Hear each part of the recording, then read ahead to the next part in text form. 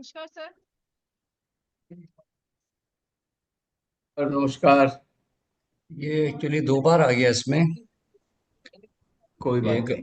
मैं इसको दोबारा से करूं? कुछ फोटो नहीं नहीं आ नहीं, रहा इसमें। It's okay. अगर आपकी आवाज सुनाई दे रही तो कोई दिक्कत हाँ, नहीं है। आवाज सुनाई दे रही है मेरी? हाँ हाँ, मैं यस दोबारा यस। लॉगिन करूं, नहीं तो बताइए।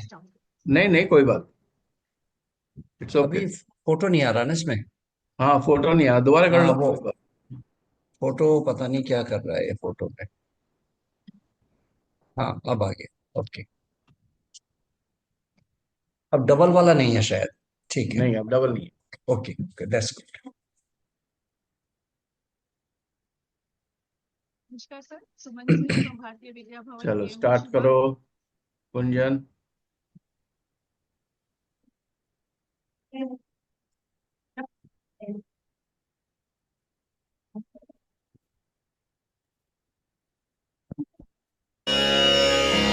शुभं करोति कल्याणम् आरोग्यं धनसम्पदा शत्रुबुद्धिविनाशाय दीपज्योति नमोऽस्तु ते। दिव्या दिव्यारे दीपत्कार कानी कुण्डलमोतिहार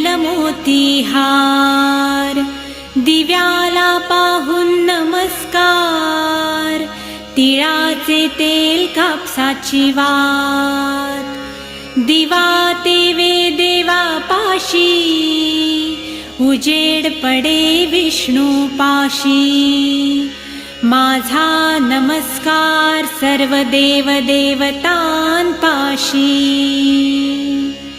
ये ग लक्ष्मी बैस ग बाजे माझं घर तुला साजे घरातली इडापिडा बाहेर जाऊ दे बाहेरची लक्ष्मी घरात येऊ दे घरच्या सर्वांना उदंड आयुष्य सुख समाधान शांती लाभू दे।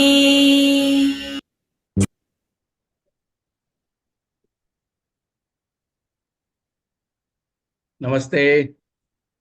Audible? Gunjan, Yes, am sir. I audible? Yes, sir. Yes, sir. Thank you. So namaste and welcome to all. Today we are celebrating World Earth Day.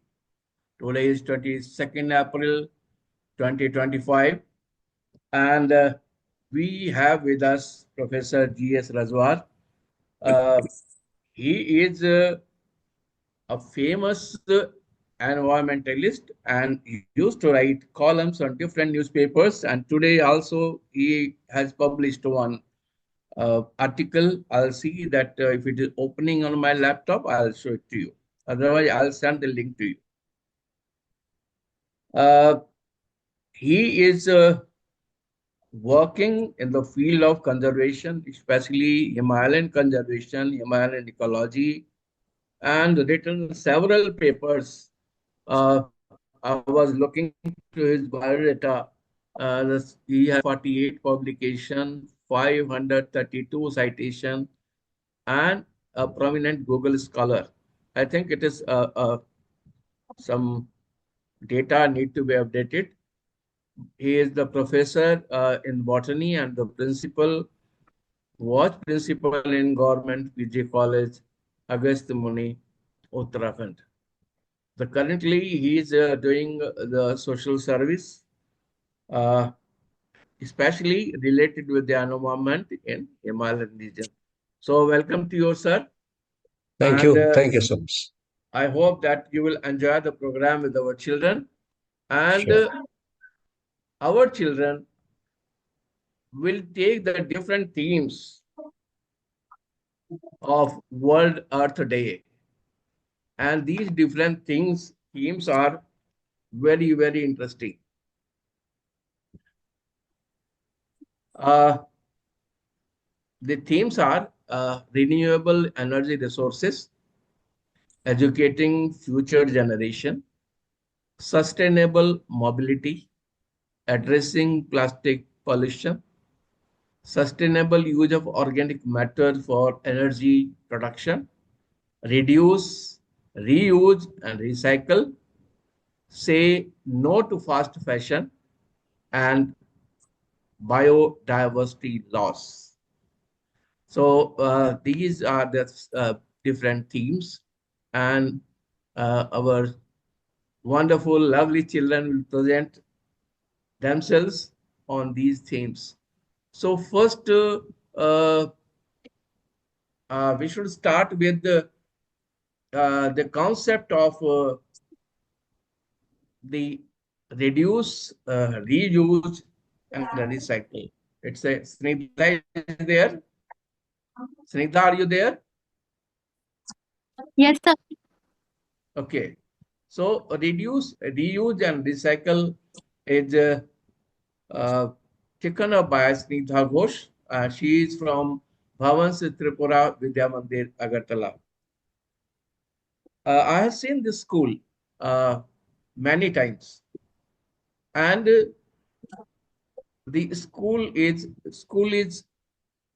in the heart of the you can say the forest, and when you enter the school, a pleasant look of greenery will welcome you, and they follow this the pattern of the reduce, reuse, and recycle. So this topic is given to Snigdha. So Snigdha Ghosh, over to you. Okay, sir. And I cannot see your face. Uh, sir, am I visible? Yes, yes. Now I can see your beautiful face. Sir, so should I share the screen? Yes, you can.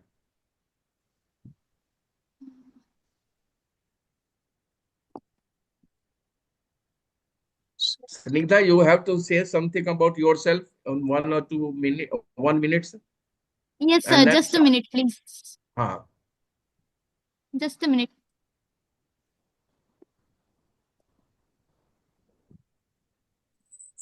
so Snigdha is from Agartala, and Agartala is then in the, you know it very well that it is in the northeast portion of our country, and it is full of forest, very close to the Bangladesh. And whenever go to Agartala, I used to see the Bangladesh borders. A beautiful fencing is there, and Sir, is there is my screen visible? no, your screen is not visible. So there is no difference in the land of Bangladesh and India. Only fencing is there, and unfortunately, the one part is Bangladesh and another is in India. So anyhow, so Snigdha, are you ready? Sir, I'm just facing some technical issues. Oh, sir, 1 minute, please. You can Uh, start, no problem.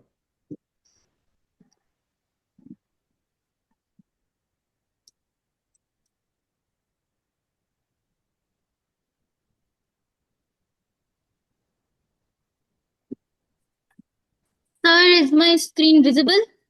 No, we cannot see. Uh, You can wait for some time. Can we take another? yes, sir. Sure, sir. Okay. So I can see one young man who's sitting in front of me, Darsh Khanna. Uh, Namaste, sir. Renewable energy resources. So Darsh, it's a beautiful topic. I hope you might have done a lot of research on this. Yes, sir. So Definitely. the stage is all set for you, and Darsh is from Bhavans Vidyalaya Panchkula, one of the best schools we have in our country. So Darsh, the stage is all set for you. Please start.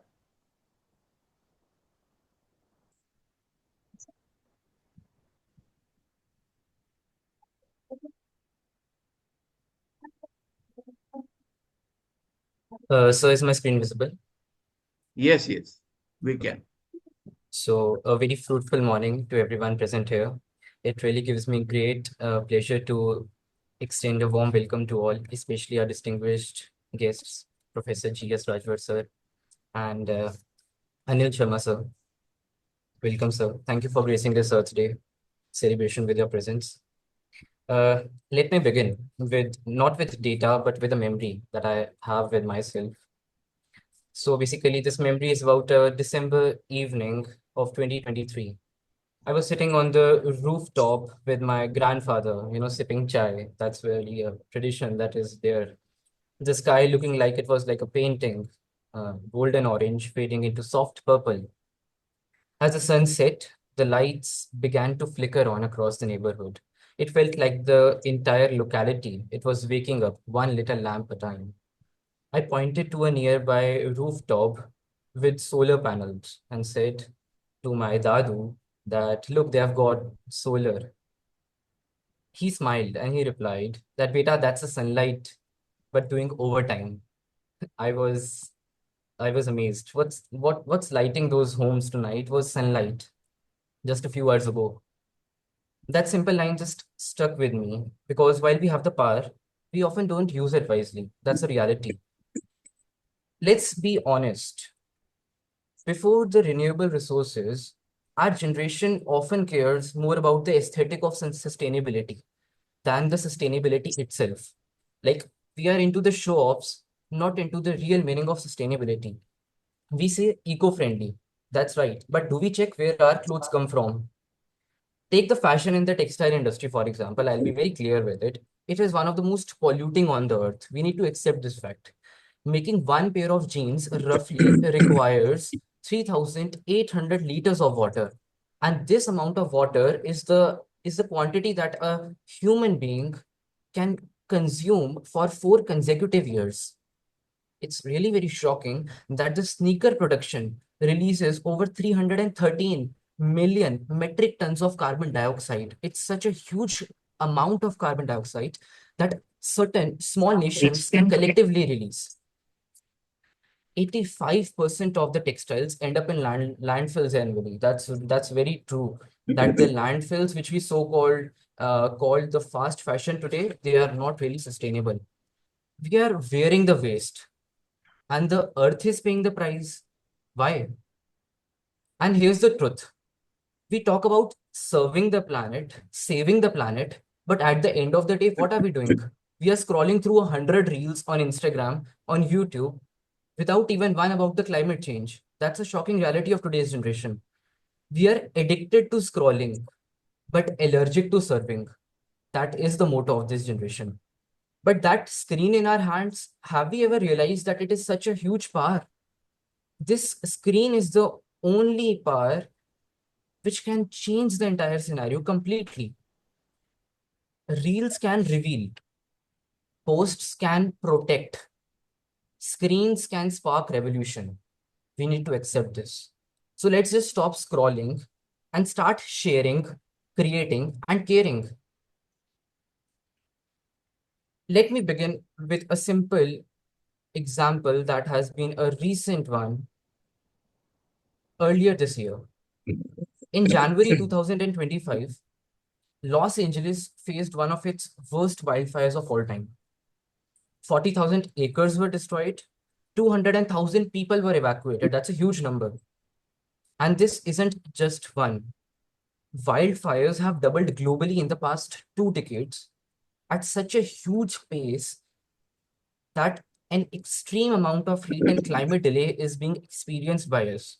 The temperatures that we usually used to experience in the months of June and maybe the end of the May are now being experienced by us in the early days of April month. That's quite true. We have to admit this fact that we are playing with the fire and our future, it is the only thing that is burning. Now, what could be the possible solutions to this? Rise of renewables. Of course, here's the brighter side. In 2024, 92.5% of all new global power, it came from renewables. It's a good thing for us. Gujarat's Charanka solar park is powering thousands of homes. Villages in Jharkhand and Odisha now light up, all thanks to the sun. Hope fumes in turbines, flows in rivers, and shines on our rooftops. actually the facts also speak for themselves. If we talk about the India's progress also, it is ranked top 5 among the global in renewable growth. Across India, clean energy is being delivered to over 40 million homes. That's a huge number. Moreover, talking about the global position that we have, the US gets 51% of its electricity from clean sources. China added 374 gigawatt of energy in 2024. That is actually mostly solar. India's wind energy is lighting up over 40 million homes. But now, here's the reality check. We are still emitting over 336.8 billion metric tons of carbon dioxide every year. 36.8 billion metric tons. That is such a huge amount of number that half of the total population shall release such amount of carbon dioxide at a time period of 2 to 3 years. The planet is still warming and the time is ticking, and we need to take the possible solutions and look after it.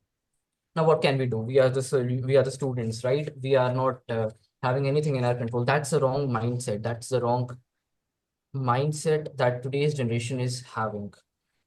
Now, just forget about all the vague advices that we have been learning since the past couple of years, that we need to spread awareness among the people and switch to the renewable sources, because these advices don't really make much of a difference until and unless an action is taken. Now, here's what actually we can do as students. First of all, we need to respect our wardrobes. This is a very crucial step that we have to take. We need to realize that taking today's scenario, we need to respect the need, not our want. And so if we look at our needs, we can wear the clothes maybe a multiple number of times instead of going to mall each month and buying ourselves something new.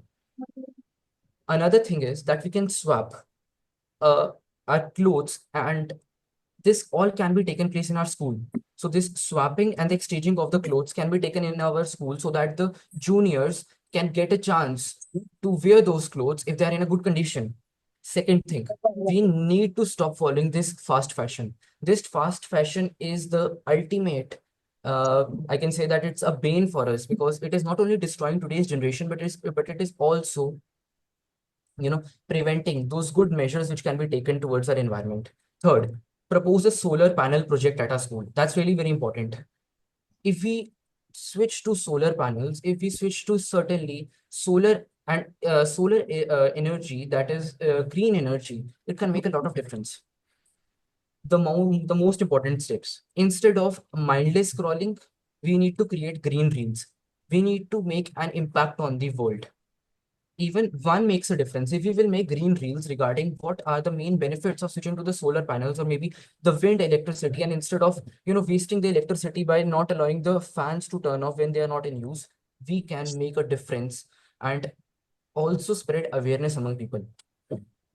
We can track our class plastic use, because plastic is again it is an enemy for us and we need to eliminate it completely. So tracking the plastic use that is being there in our class can also have a much significant change. And at the last, AI, artificial intelligence, it is dominating each and every field. We need to accept this thing. And so it can here. We can build eco posters, bots, or carbon footprint reports. Now, what are the carbon footprint reports? Basically, it's a very nice technology which can be used to track as to what are the the major measures that are being taken by each and every nation towards a green and a sustainable future. We have been given the limits for the fossil fuels the day they'll extinct. We have been given the dates for the gasoline, the petrol, the diesel, when there would be no of that existence, and it would take a million of years to replenish it.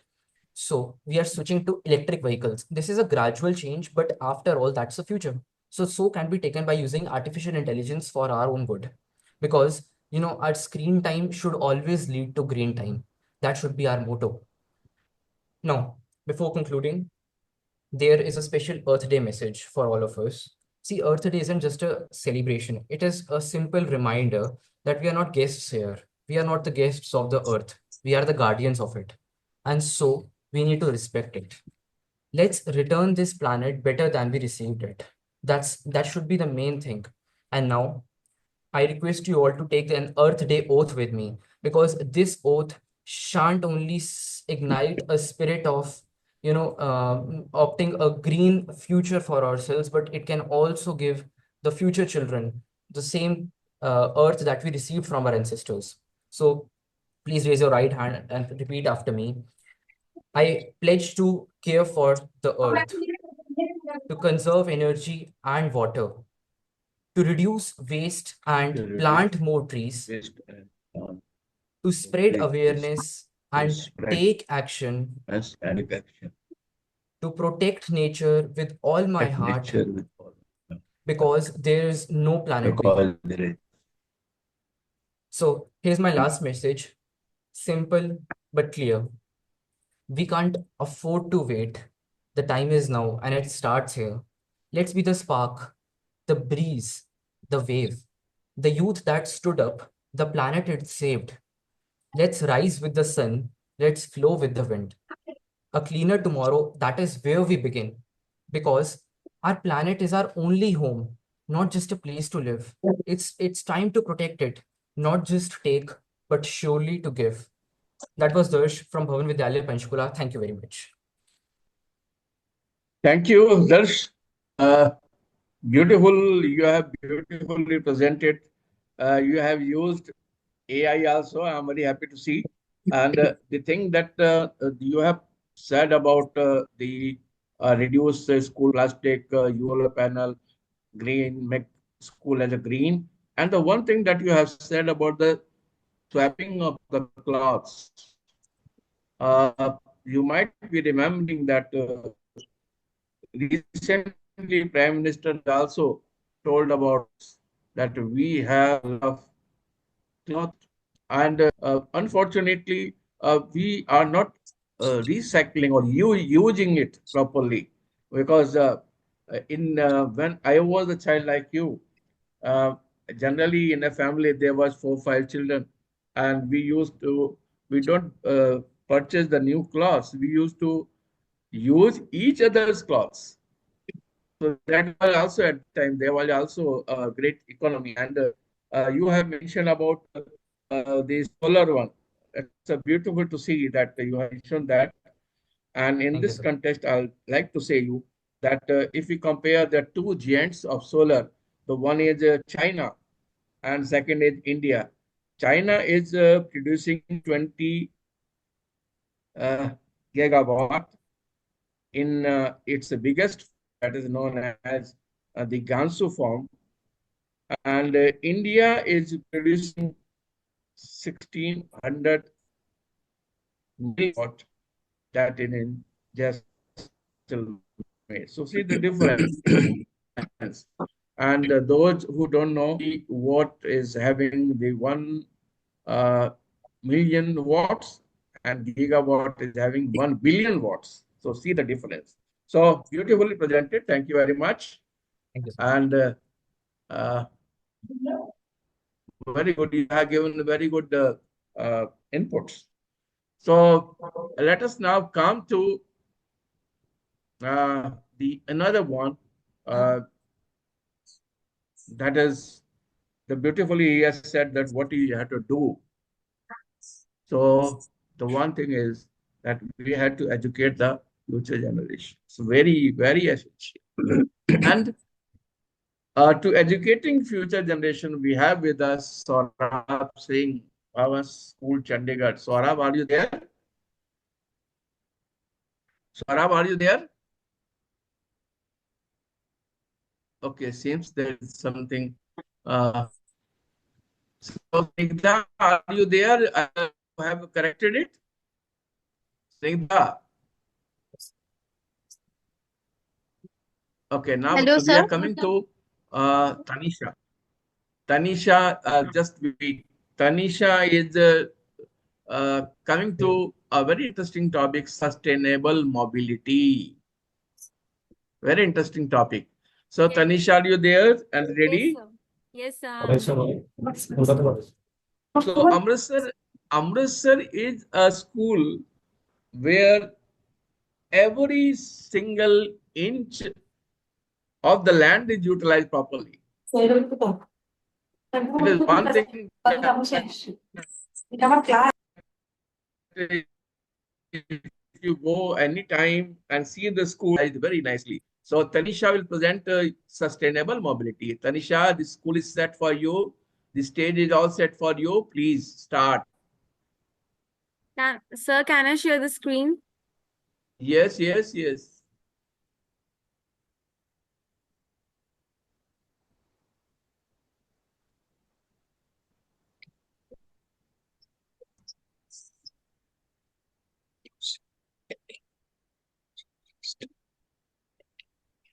Namaskar and a very warm welcome to all the esteemed guests present here. It's an honor to you that you have chosen me on this special day.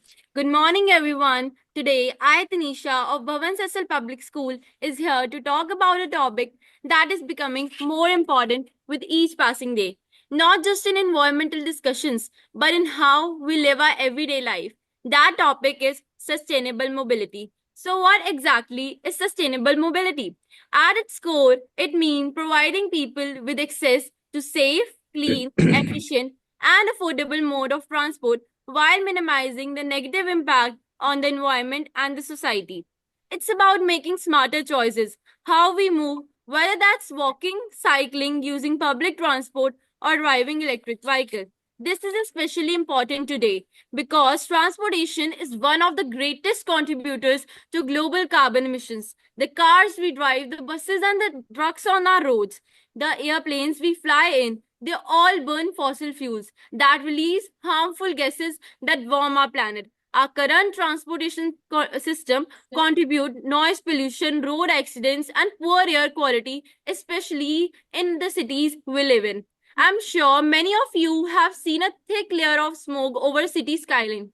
That's often a result of vehicle emissions, and breathing that air can cause a very serious health problem, particularly for children and elderly and those with respiratory conditions. So, what can we do about it? The answer lies in building a transportation system that is cleaner, more exclusive, and future ready. Cities around the world are realizing the power of strong public transport system, buses, metros, trains, and shared transportation options reduce the number of cars on roads. For example, cities like Singapore and Amsterdam have world-class public transit systems that are not only efficient but also environmentally friendly. Even here in India, cities like Delhi and Bangalore are expanding metro networks and adopting electric buses. Let's watch a video to break this down. Just a second.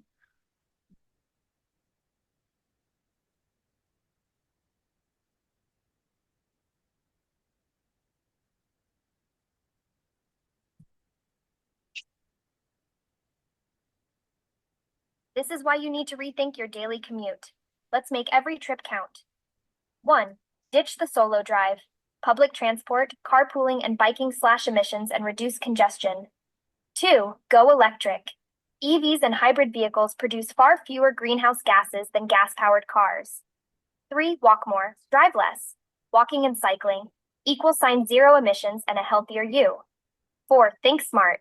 Use ride-sharing apps, plan efficient routes, and combine errands to drive less. 5. Support green policies. Push for bike lanes, better public transit, and EV incentives.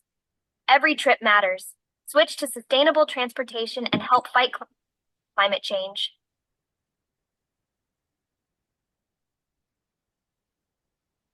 Encourage,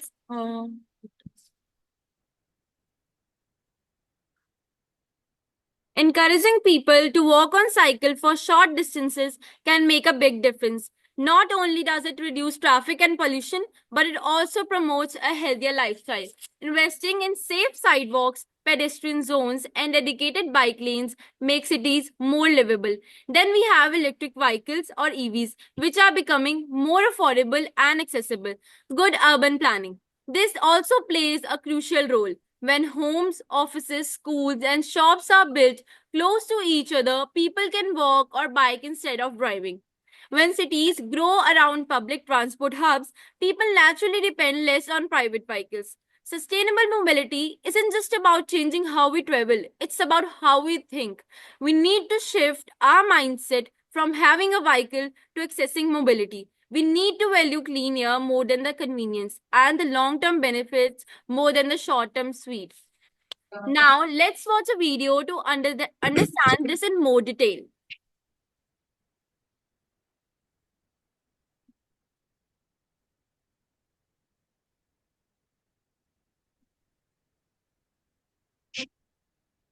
Why do we spend hours and hours in traffic? In the past, car friendliness was the most important factor in urban planning. But an increase in population and affluence meant more and more cars and trucks invaded the roads. Should we really care? Apart from being a major contributor to global warming, road traffic has a dramatic impact on the health and well-being of us living in the WHO European region. Over 500,000 premature deaths annually can be attributed to air pollution. Road traffic injuries kill 85,000 people. Affected is estimated to cost around 1 million lives each year. The costs of traffic congestion, pollution, and accidents are estimated at 502 billion euros per year, and that is just in the European Union. And by 2050, an additional 1.2 billion cars are expected globally. So what can we do? City planning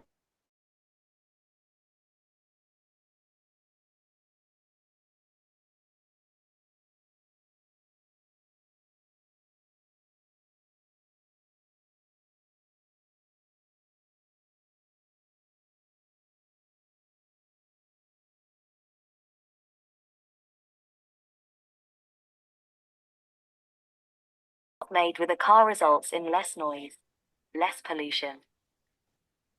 Tomorrow is in our hands. Be part of the change. Take the first step.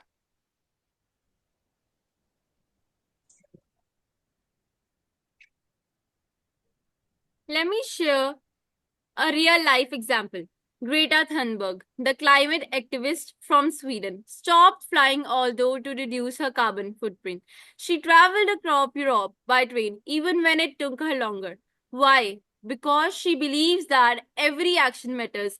And then there is Boyan Slate, who founded the Ocean Cleanup to remove plastic from the oceans. He understood that pollution isn't just we see on our land, it's about what ends up in our water, much of it from the vehicle related sources. Now, what can we do right here, right now? We can choose to walk or cycle whenever we can. We can use public transport instead of driving alone. We can carpool with our friends and talk to our family because switching to electric vehicles or support local and government initiatives that promote clean transport.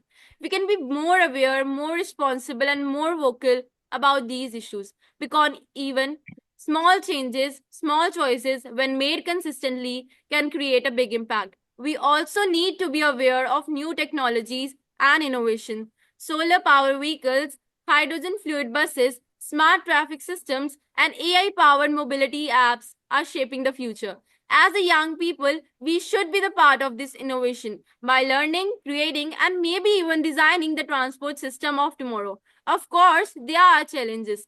Not every city has a great public transport system.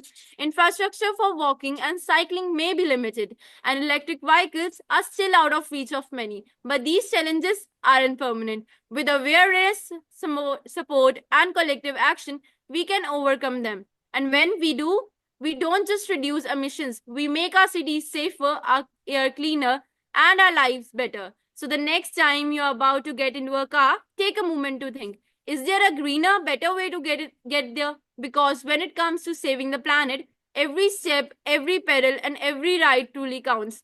Let's move forward together and sustainably. Thank you. Thank you, Tanisha. It was very good. And the moment you were saying, I was remembering that in my society where I used to live, they have some, I think, 10 bicycles at the gate. And if you want to move inside the society, you can take the bicycle, have a round or 2 round or 3 round, and when you are going, out, you can deposit that bicycle on the gate. So it's a beautiful example that you have given. So thank you very much, and Tanisha, for your efforts. Thank you very much. Thank you, sir. Now, before we come to a very interesting session of addressing plastic pollution, I'd like to come back to Snigdha Ghosh. Snigdha, Yes, sir. Am I are you audible? ready? Yes, Please sir. start. Please start.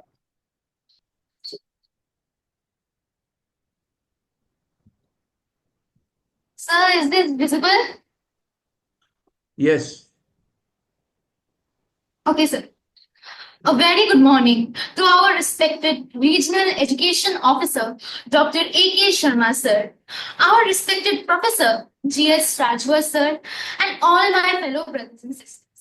I am Snigdha Ghosh from Bhavan Sripra Vidya Mandir, Agartala.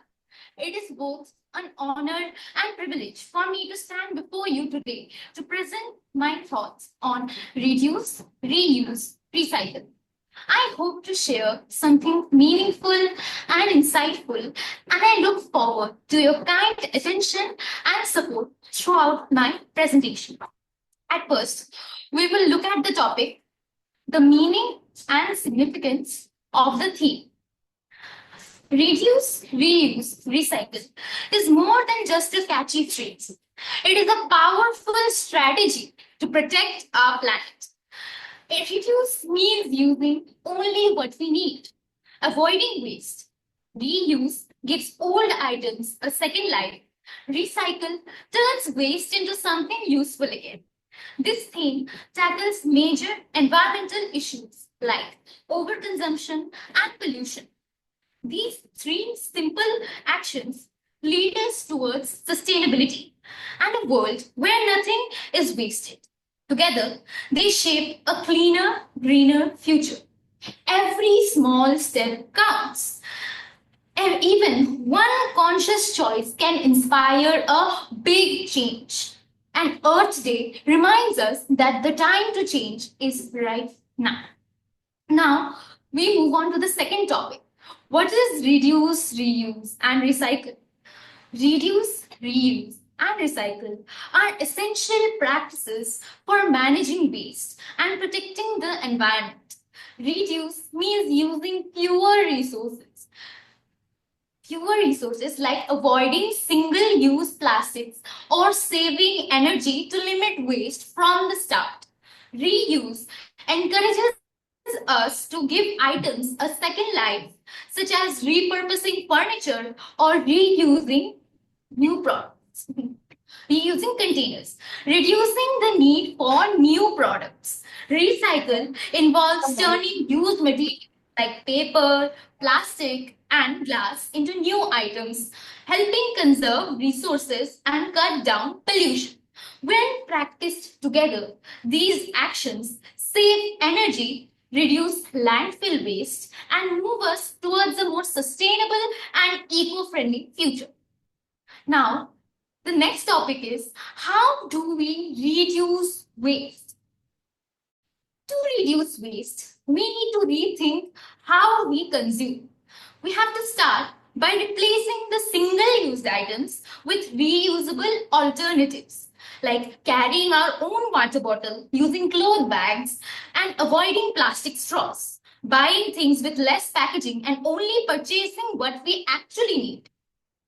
Even planning meals and storing leftovers properly can cut down a whole lot of food waste.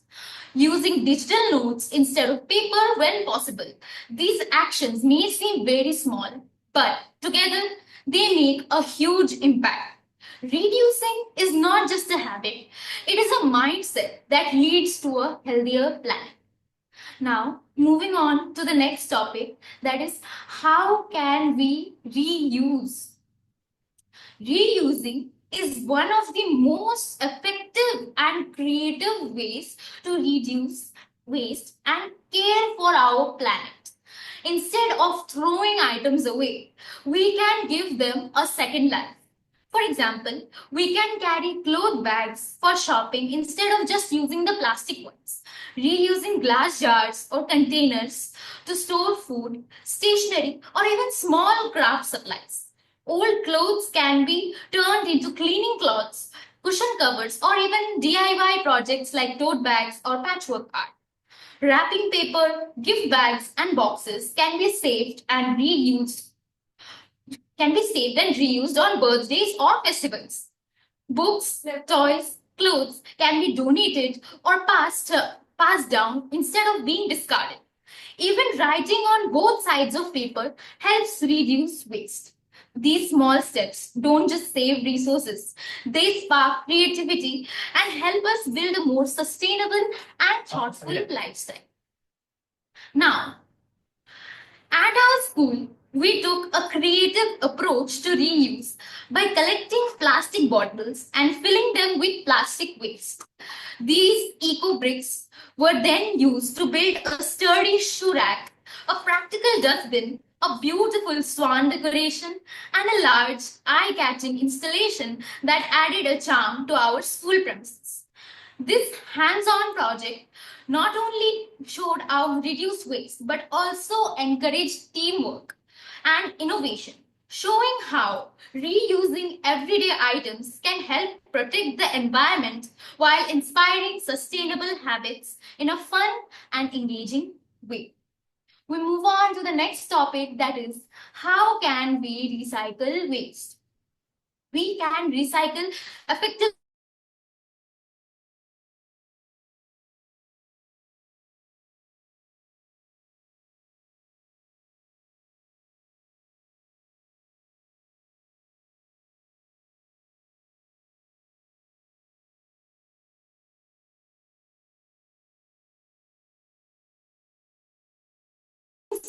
recycling bins at homes, schools, or our community.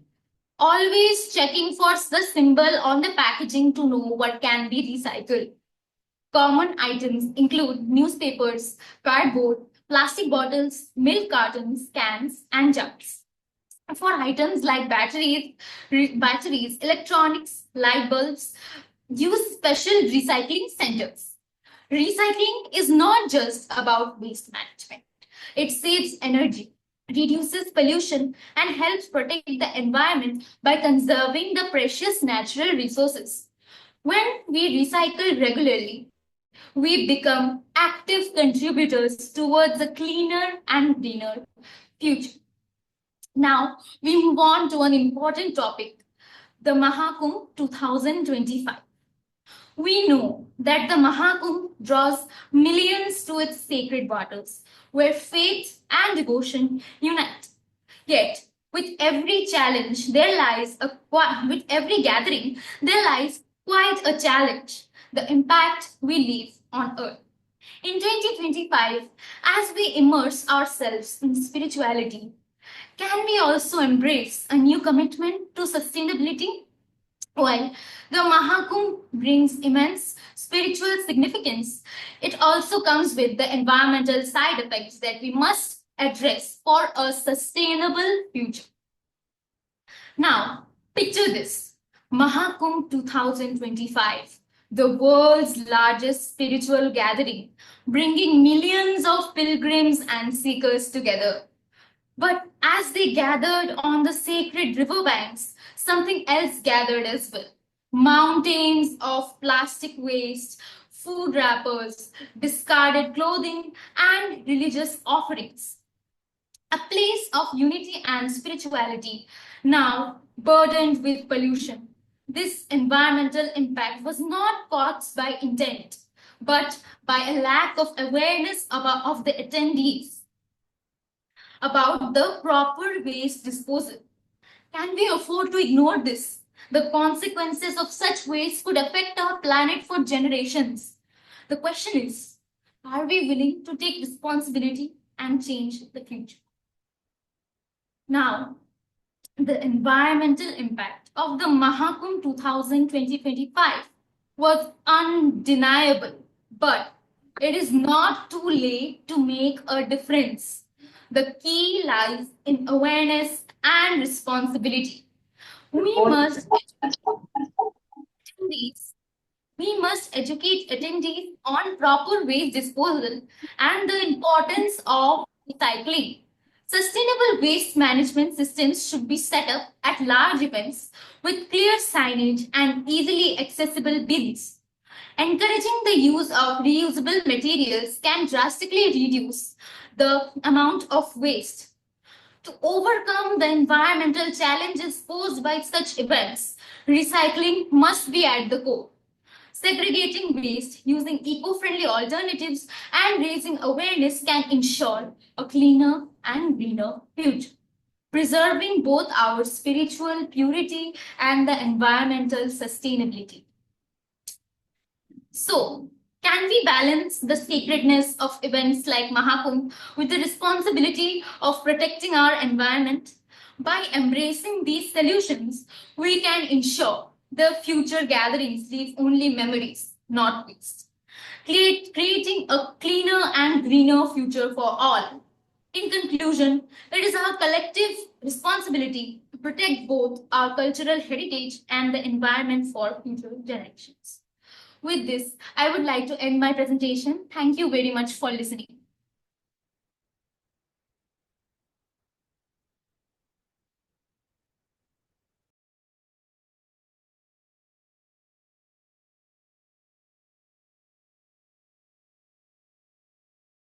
Sir, please unmute yourself.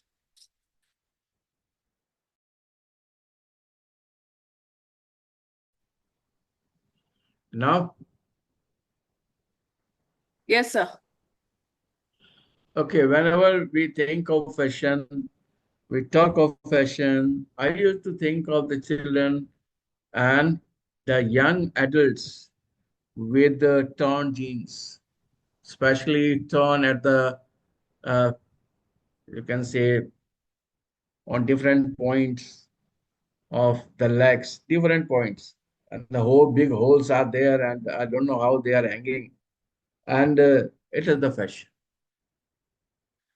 So now the very interesting sub theme is about say no to fast fashion.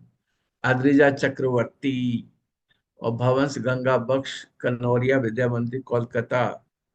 Adrija, are you there? Yes, sir. Adrija, are you there? Yes, sir. I'm not minute. Connect. So the stage is all set for you. I hope you might be enjoying the fashion.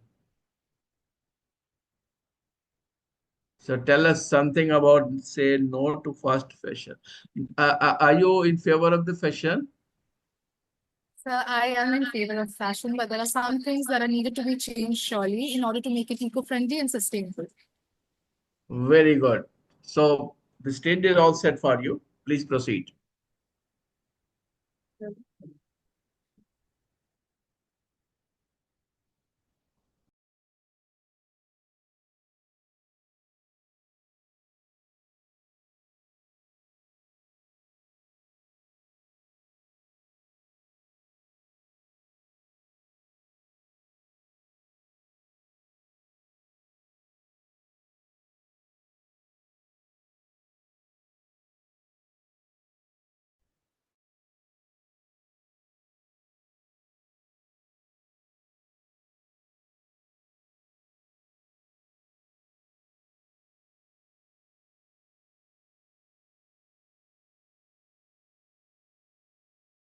Yes, sir. Am I audible, sir?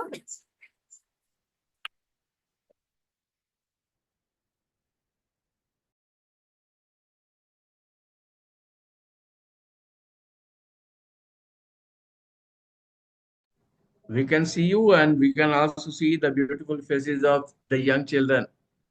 So please start. Yes, sir. Good morning, respected Dr. Sharma, sir, Professor Rajva, sir, and other dignitaries present here. I am Adrisha Chakraborty of Bhavan Gangabaks Kanoria Vidya Mandir, Kolkata, Kenya. Today, we have come together to honor something we all share: our home, our planet, our Earth. Earth Day is not just a date on the calendar, it's a wake up call, a moment to reflect on how we live and what kind of world we are leaving behind. Now, starting off with today's topic, our power, our planet, say no to fast fashion. We hold the power, not just in our wallets, but in our choices. Every time we buy a piece of clothing, we cast a vote for the kind of world we want to live in. Now, what is fast fashion? It is nothing but a byproduct of the threads soaked in sweat, the rivers stained with poison, and the land choking on leftovers. It is a synonym for destruction. Now, just like all that glitters is not gold, fast fashion is a lie dressed in style, cheap to buy, but costing us our Mother Earth. Fast fashion and trends are built to make us feel less than. They sell insecurities in the name of style. The moment you buy one outfit, 5 new trends have already replaced it, making you feel like you're constantly behind, like you need more just to fit in. It's like a vicious cycle of filling your closet with cheap, forgettable clothes just to chase what's in. Fast fashion is one of the most polluting industries, creating about 92 million tons of textile waste globally per year. That's equivalent to one garbage truck full of clothes being dumped every second. This generation focuses on quantity over quality. Thus, landfills are dumped with clothes that have been hardly worn. Made up with cheap material, they aren't very decomposable either. The fast fashion industry accounts to 8 to 10% of global carbon emission, leading to air pollution. Synthetic fibers like polyester are made from fossil fuels and release microplastics in the ocean. About 26% of the world's population lacks access to safe drinking water, while it takes 2,700 liters of water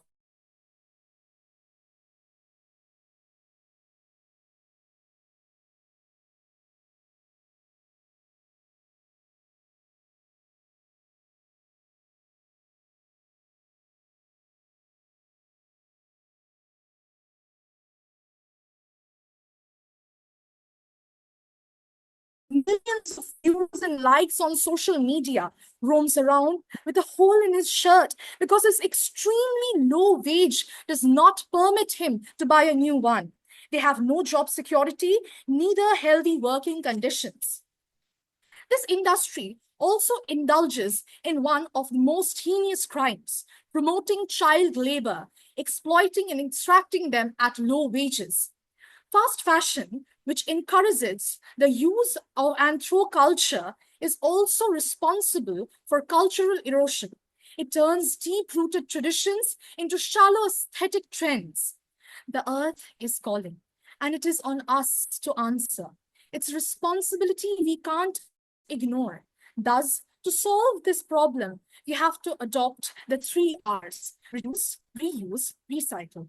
Moreover, we should shift towards sustainable fashion and concentrate on ethical production. Shift our consumer mindset by focusing on quality over quantity. Now, celebrities are trendsetters. They have the ability to influence the mass, bring about change. One such eminent personality who had taken part in this change was Princess Diana, the original fashion rebel who wore the same outfit more than once and made it iconic. In present-day India, celebrities like Twinkle Khanna swaps bling for handloom, proving that elegance does not come at our planet's cost. Alia Bhatt and Deepika Padukone aren't afraid to rewear their red carpet outfits. These stars aren't just flaunting fashion, they are writing the rule book, as sustainability is chic, smart, and seriously stylish. Reusing fashion is another solution to the problem. Reusing in fashion means breathing new life into old clothes, embracing vintage, upcycling, and creating style with sustainability in mind. Thus, every small act adds up. It's not only that celebrities can do it, but we can do it too. Because after all, charity begins at home. With every cheap outfit we decide not to buy, we can make a change because we are not just consumers, we are the change makers. Fast fashion may dress us up, but it's stripping the earth bare. It profits off our planet's pain and people's suffering, disguising harm with cheap price tags. But we can break this cycle by making some conscious choices, because if we love our planet, we must love it enough to change for the earth, for each other, for our future. Thank you.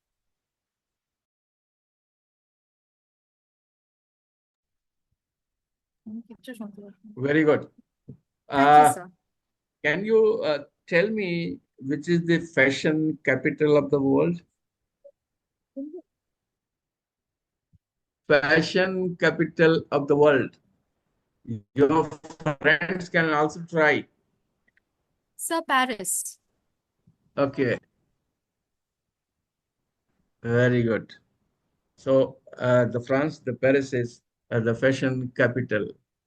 And I don't know if you see the Indian style of living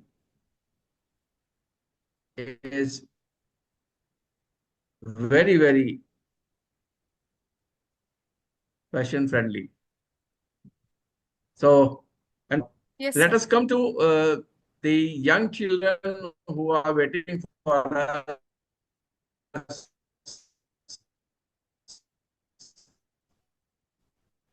to address the plastic pollution.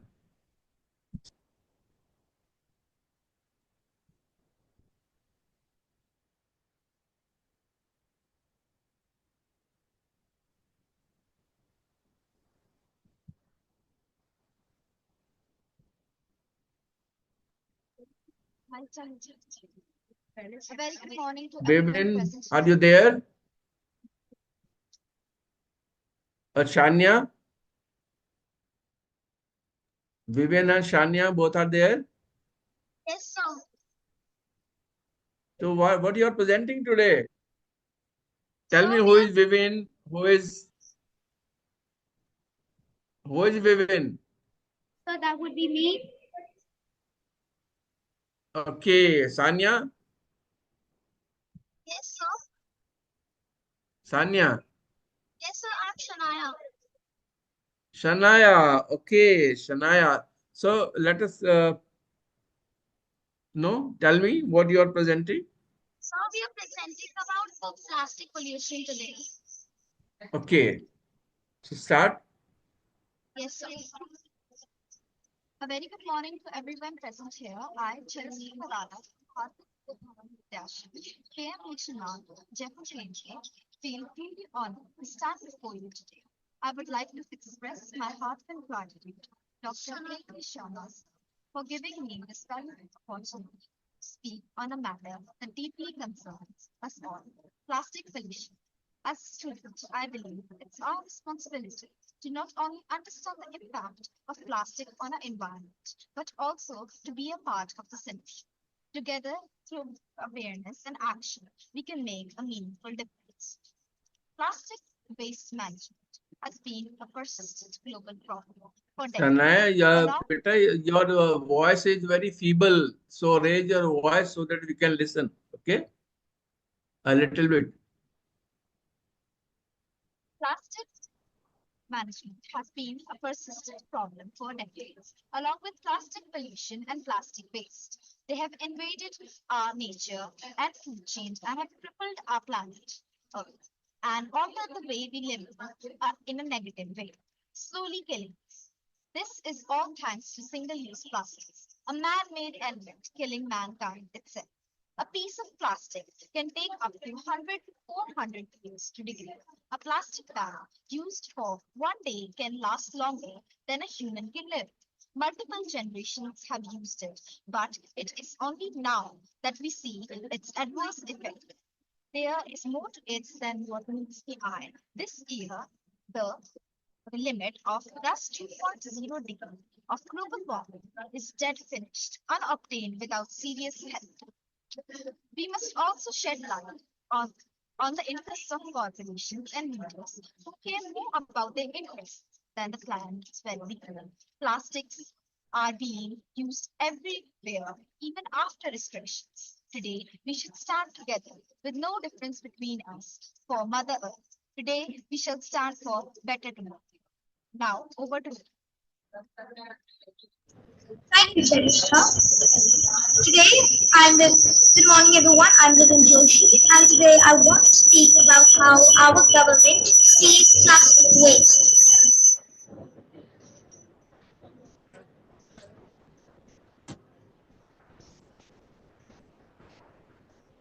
To address the growing plastic waste issue, the government has taken an initiative to encourage waste disposal in a sustainable way. You may now ask, how? How did the Indian government manage to make one-time plastics sustainable?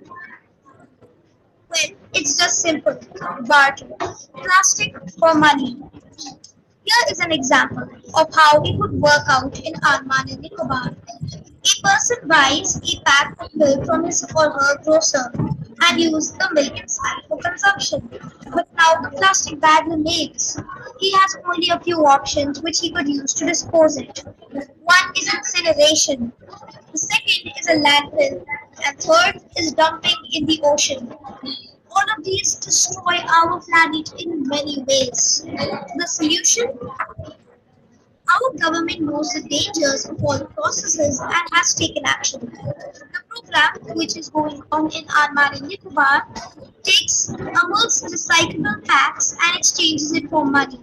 This saves the nation, one, money from tax, two, our environment as we're recycling plastic instead of throwing away, and three, the consequences of global warming and the pollution caused by all three processes of degrading plastic. Now, the person with the used milk packet can trade it in for cash and get it recycled. Teamwork makes the dream work. And after all, it is our earth. Our only earth. And as we speak, tons of plastic has been saved. And we are not alone.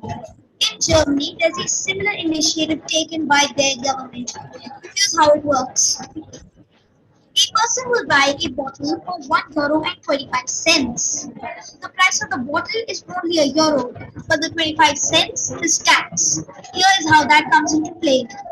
Now, when the person returns the plastic bottle back to the store, he gets his 0.25 cents back. This incentivizes people to return plastic and help make our world more sustainable. By recycling plastic bottles, we have saved tons of plastic and also have saved the fishes and people around the world. The journey of a million steps starts with one, and I am happy that we are all taking steps in the right direction. I, as a student, environmentalist, a citizen, and as a human, feel proud about our success and how we see no borders for our planet's well-being. This is Vivin Joshi signing off today with a hope for a better tomorrow. On to you, Shania. Thank you. All, I am Shania Khurana from Bharati Bhavan Vidya Ashram, K. Munshi Mart, Jaipur, Kendra. Today, I'm going to talk about plastic pollution.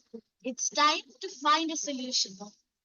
Plastic pollution is a major environmental issue impacting our beautiful planet Earth. Plastic waste does not dispose quickly, polluting soil, water, air, and harming wildlife. Still, people are using it in everyday life in the form of straws, bottles, bags, food packaging material, and many more. Every year, millions of tons of plastic is generated and it ends up in the environment. And do you know? Most of it is single use plastic, which means it is non biodegradable and takes hundreds of years to break down. Plastic pollution affects various ecosystems, damages soil fertility, and also it harms marine life. The solutions that can be taken to prevent plastic pollution are reducing plastic usage is crucial. Proper waste disposal systems, including recycling, will help in minimizing the plastic pollution. Some of the government initiatives have already been taken. First, digital deposit refund system was introduced in Kedarnath in May 2022 to address plastic waste pollution in Char Dham region. This initiative aimed to encourage responsible waste disposal and financial initiatives. Second, an initiative by Municipal Corporation of Panchkula in Haryana promoted the use of single-use plastic alternatives such as biodegradable bags by setting up vending machines in marketplaces to easily provide biodegradable bags at monomeal prices. Third, the plastic waste recycling plant in Itarsi is a pioneering initiative aimed at managing cities' plastic waste by converting it into usable forms such as chairs, benches, etc., reducing landfill burden and promoting sustainable urban development. Some plastic suggestions that can be taken to prevent plastic pollution are: refuse to use of plastic, apply proper waste disposal systems in your city and countries. Social awareness should be spread aware to all among all the people. Among, Along with these, more awareness programs will help reduce plastic from our life, our society, and our earth. Thank you. We still have time to change. How many times have we littered with a mindset that says, I am just throwing one thing, how will it matter? Majority of the time, right? And we all think it's okay. But imagine if all the people, that is 8.2 billion on Earth, thought the same thing. The whole world would be a junkyard. A wise man once said, little by little, a little becomes a lot. So the next time we throw garbage, we can all think about planet Earth a little more. And the pros of this sort of singular thinking are more than impressive. Keeping these values in mind, me and my fellow classmates have directed, acted, and filmed a play.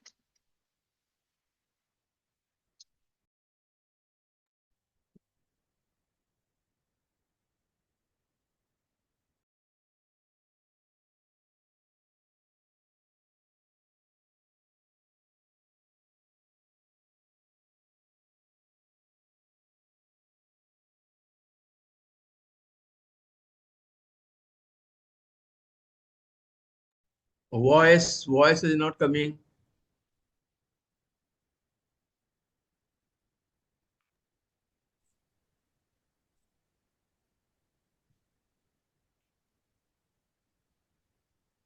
Just a minute, will take a minute.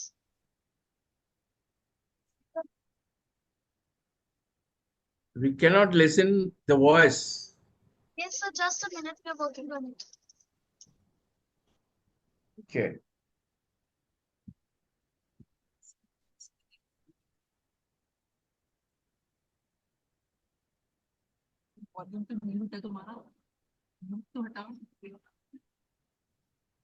So try, but anyhow, I enjoyed the presentation given by you. And I'm very happy to see that the young children are coming forward. Still, the voice is not coming.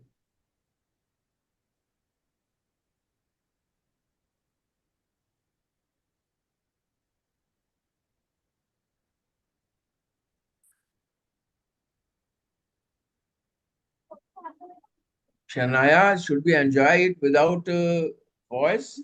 No, sir, just a minute, we're just working on it. It's an issue, sir. Shalom. Is it the last one or something else you want to tell? No, sir, it's the Children, last one. last one. Yes, sir, So, just a Nukkad Natak we are going to present. So just a minute, some glitches there. try if it is there, then it's very okay. But still the voice is not coming. There is something wrong with your Yes, sir. activity. So anyhow, you have presented very nicely. So thank you very much. Thank you so much, sir. God bless you. बहुत बढ़िया. You have done very good. So Okay, now sir. we are coming to the next one. And this is about a very interesting one, that is the sustainable use of organic matter for energy production. And Arunima Sharma. Arunima, are you there? Arunima, are you there? Yes, sir. Yes, sir, I'm here. Am I audible? Yes, yes. So the stage is all set for you. Please start. Right, I'll be sharing my screen. Just give me a minute. So this Pratap Nagar, Bhavan's school, Pratap Nagar is doing wonderful job. Uh, they are doing a number of projects, and some of their projects are also uh, patented, and some of them are Yes, sir. recognized on the national and international level. So please start, Arunima. Yes, sir. I hope my screen is visible and my voice is audible. I cannot see anything on your screen, beta. Sir, I have joined from two devices and I can see my screen. Is my screen visible? Yes, now I can see. Yes, All yes, right, sir. very much. The future isn't something we step into, it's something we shape every single day. Namaskar, everyone. I am Arunima Sharma from grade 11th from BVB Vidyashram Pratap Nagar, Jaipur. And today, I invite you to reimagine the idea of waste, not as trash, not as untapped energy, not as something to throw away, but something to build tomorrow with. This Earth Day, let's ignite a new thought that what we discard might just hold the key to what we desire. Somewhere in rural India, there's a quiet revolution taking place. A simple home, once dark and smoky, now glows with clean light. The flames in the kitchen no longer choke the air with smoke. And the best part? No electricity lines, no LPG cylinders, just waste. Biogas has replaced wood, organic waste has replaced bills. This is not pollution, this is power. Born from what we thought was useless. This is what transformation looks like from the ground up. Let's pause and look around us. The banana peel, the cow dung, the wheat husk, the eggshell, the leftover dal. We label them as garbage, but to the earth, they are not waste. They are resources. Because in nature, nothing is wasted. A fallen leaf feeds the forest. A dying fruit nourishes the soil. Everything returns. Everything renews, unless we interrupt the cycle. But here's the paradox. In India, over 60% of our waste is organic, biodegradable, compostable, and full of potential. Yet, 90% of it ends up unused, dumped in landfills, rotting in the open. This creates towering waste mountains, methane emissions, and choking city smog.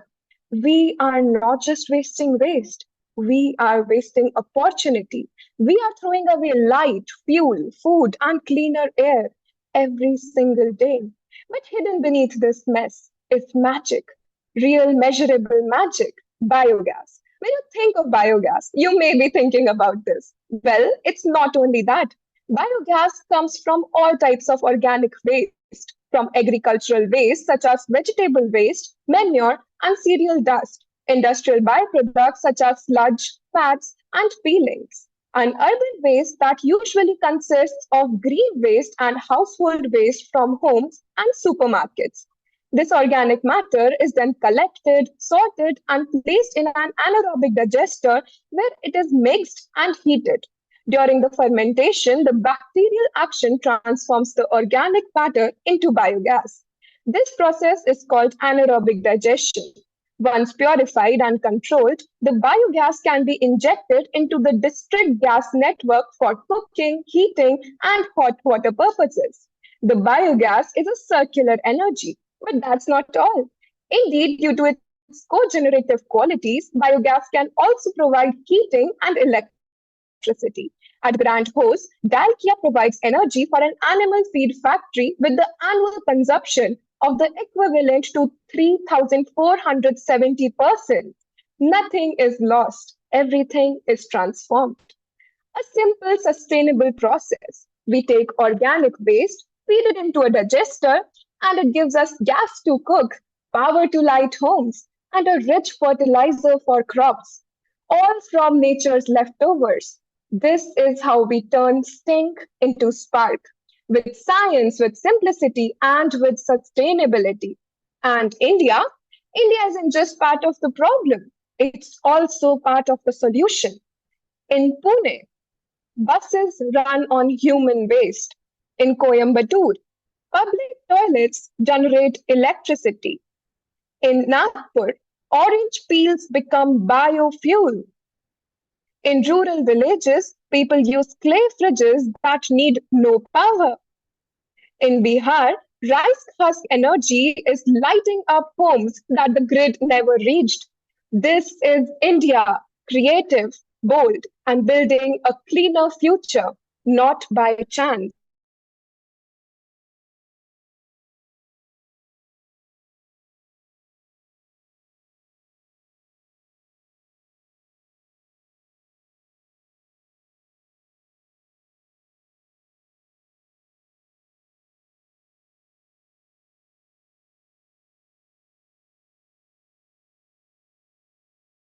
Zero waste weeks to eco competitions. Most importantly, be a young innovator. Build, research, and raise your voice. Because if we can scroll, we can solve too. We often say the world runs on power, but the truth is, the planet doesn't run on electricity, it runs on responsibility.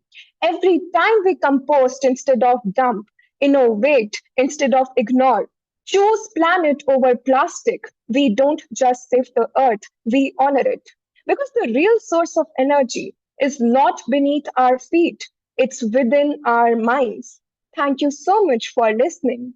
The future doesn't need more inventions, it needs more intention. It will not be powered by wires or wealth, but by wisdom, waste, and the will to do better. Let us not wait for a miracle. Let us be the miracle. Happy Earth Day. Thank you.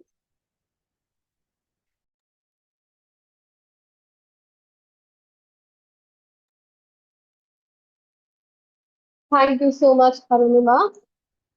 Your research is awesome, and the action plan you have suggested truly match the need of an hour. Now, I request Uma Soni of Bharati Vidya Bhavan Mehta Vidyalaya to present her thought on the topic biodiversity loss. Uma, you can share your screen. Thank you, ma'am. Am I audible? Yes, Uma, you are on. Okay, ma'am. Thank you.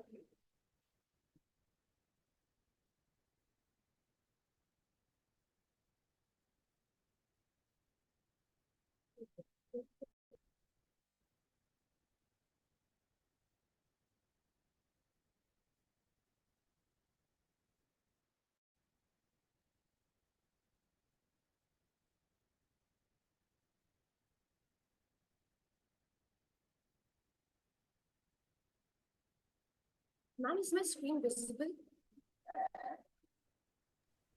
Yes. Good morning, respected ma'am, sir, and my dear friends.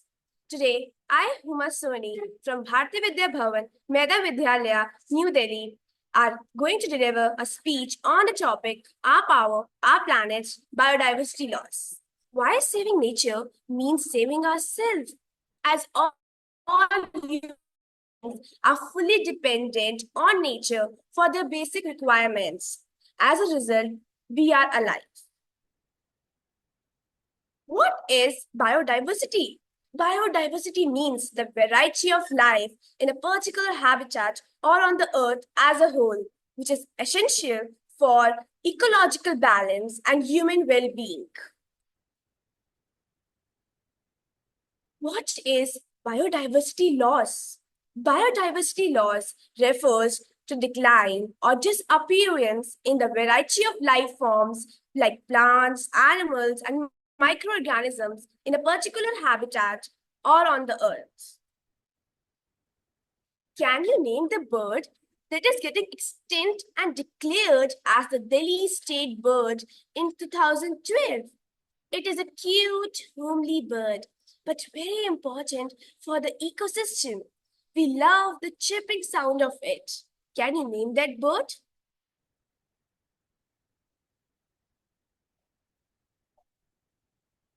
Anybody?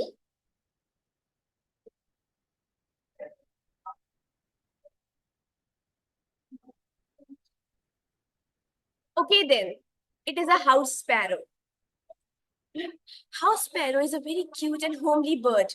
But the problem is that the population of house sparrows in India has declined significantly, with some studies reporting reduction of up to 88% in certain areas. Red List of the Endangered Species of the IUCN, International Union for Conservation of Nature. World Sparrow Day is celebrated on 20th March to highlight the importance of these birds.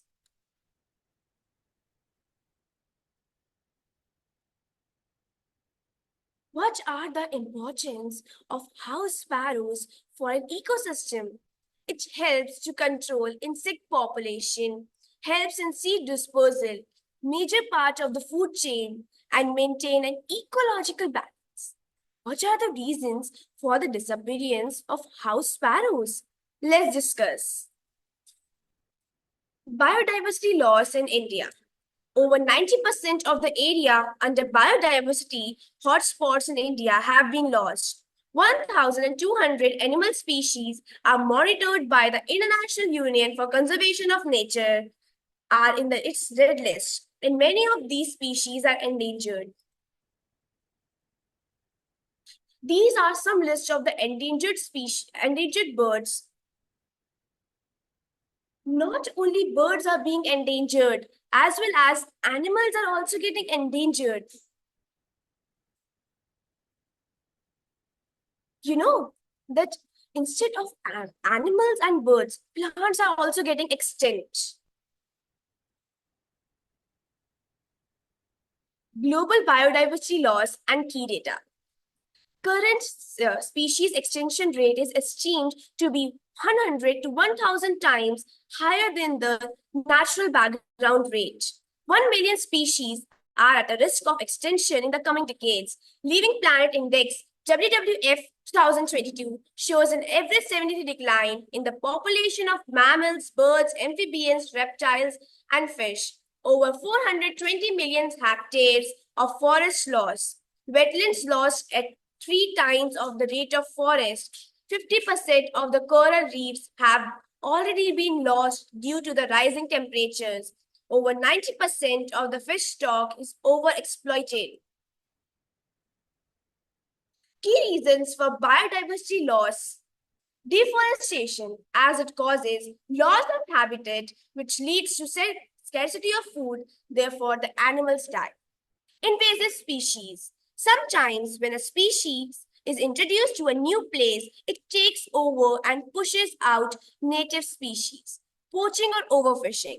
When we hunt or fish too much, species cannot reproduce fast enough to survive. Electromagnetic radiations from mobile towers, as is disturb the communication and affect the birds as well. Pollution, air, soil, and water noise. Chemicals from factories and plastic waste poisons the land, water, and air, harming animals and plants. Pollutants, including pesticides and industrial waste, have a severe consequences on biodiversity.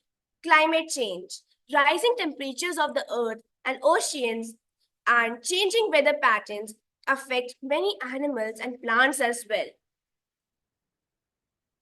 These are some major sources of greenhouse emission which causes climate change and global warming. So now, the disturbance in the carbon cycle increases the concentration of the carbon dioxide. It also causes rise in temperature. These all are caused by human activities. As you can see in the graph, the rate of CO2 concentration in the atmosphere has increased every year, which is not good for the atmosphere. There is also a rise in ocean temperatures. Rising temperatures increases the risk of loss of terrestrial and marine ecosystem, and the polar bear population is declining day by day. Pollution leads to the death of animals and loss of biodiversity.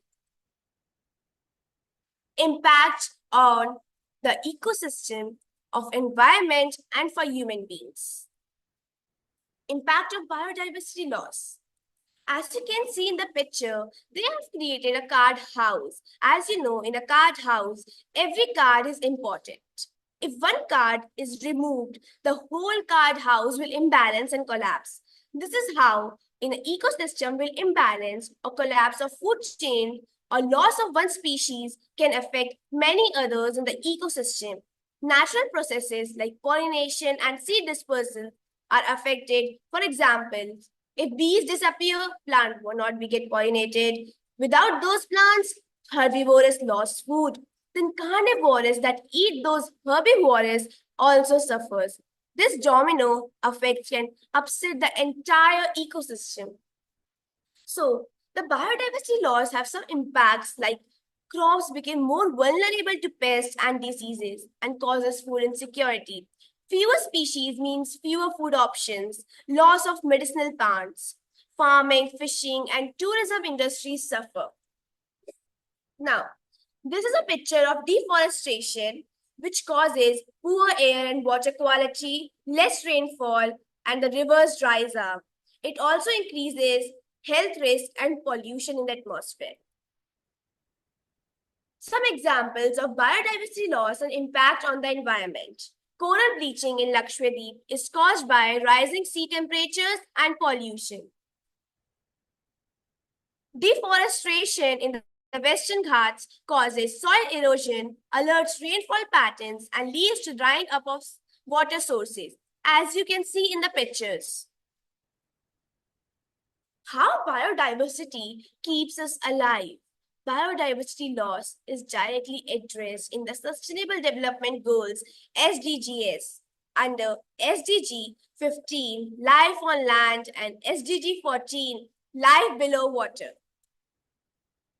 So, nature positive by 2030. It is the high time to halt and start to reverse the loss of biodiversity and put nature on a path to recover for the benefit of all people and the planet. Basically, the goal of the sustainable development is to make our nature positive by 2030.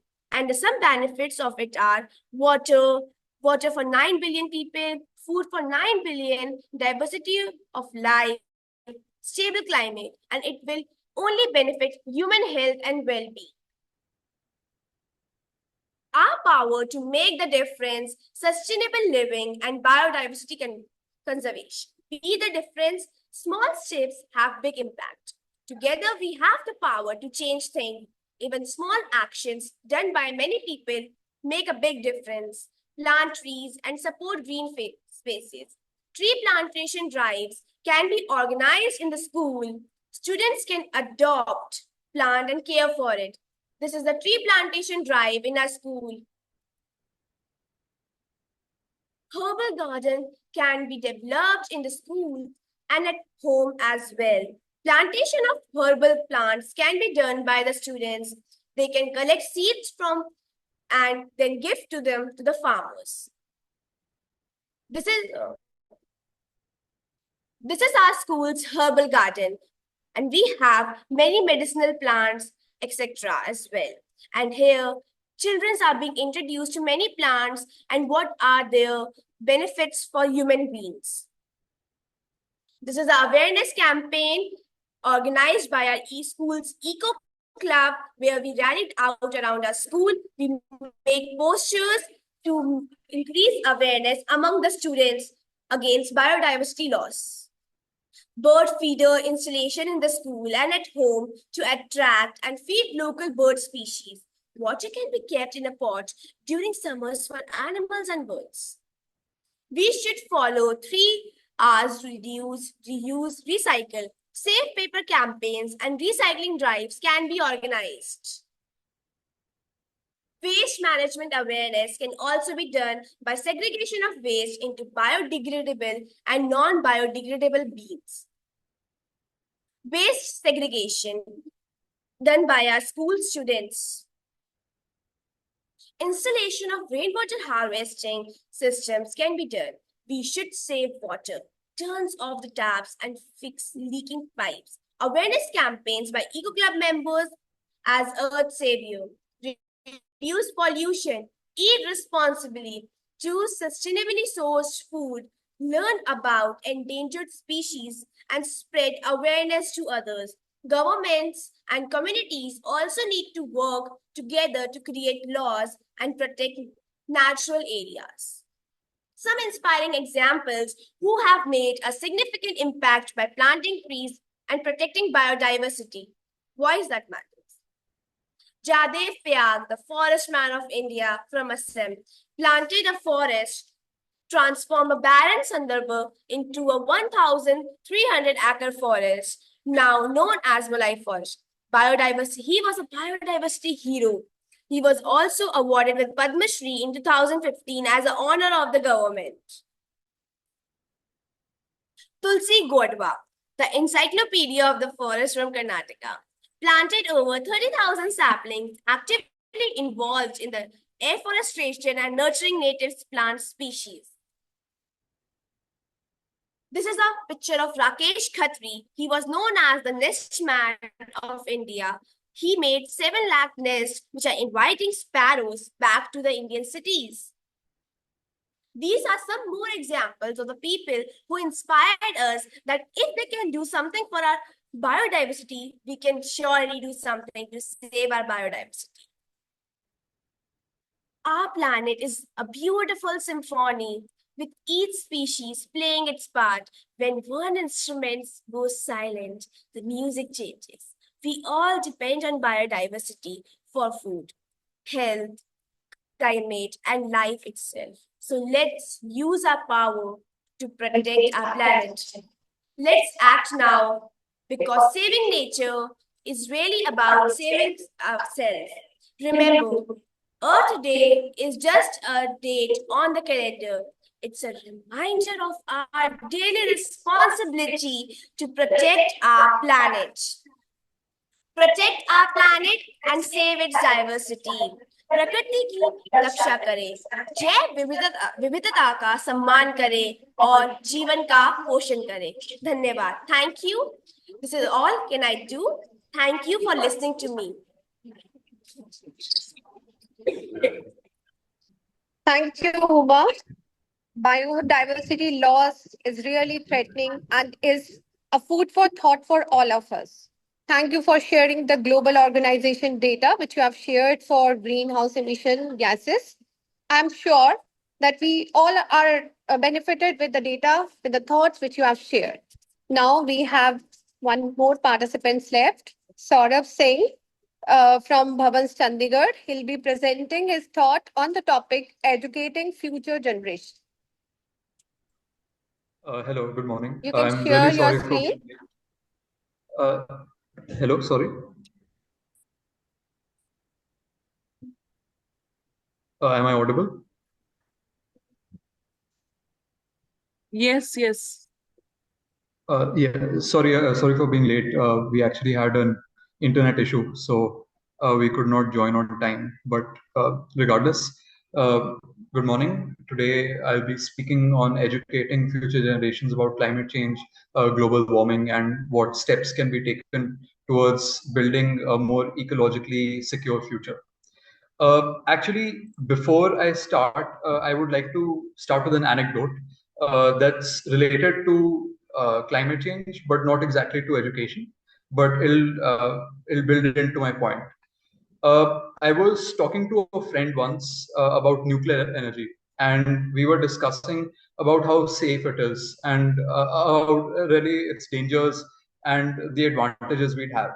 And most of us, we are aware of the historical disasters that have happened due to nuclear energy. And I was asking him about it and what he felt because he's quite a huge proponent of nuclear energy. So he told me that over the years, nuclear energy has become a very safe source of energy.